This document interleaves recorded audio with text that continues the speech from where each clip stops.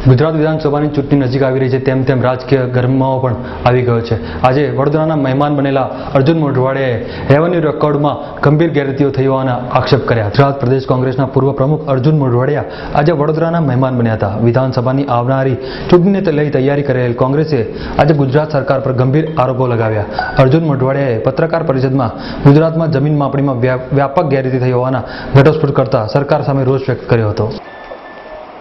ગુજરાતમાં જે અત્યારે જમીનના રેકોર્ડ ઉપલબ્ધ છે એ 1960માં બનાવવામાં આવેલા અને એ રેકોર્ડની ખરાઈ બાબતે એક પણ વખત પ્રશ્ન ઊભો થયો નહોતો।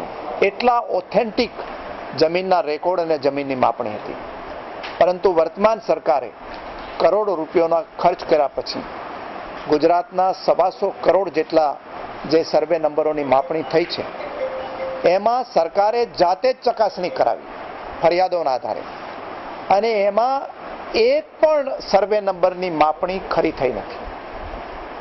23 પ્રકારના જે લેન્ડમાર્ક આપવાના હતા એમાંથી એક પણ લેન્ડમાર્ક નકશા ઉપર બતાવ્યો નથી।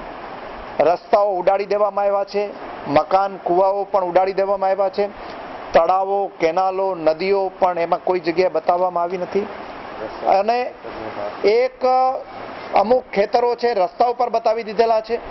અને એને કારણે જો કોર્ટમાં વિવાદ થાય તો એક પણ કેસમાં આ રેકોર્ડના આધારે કોર્ટ ચુકાદો આપી શકે એમ નથી।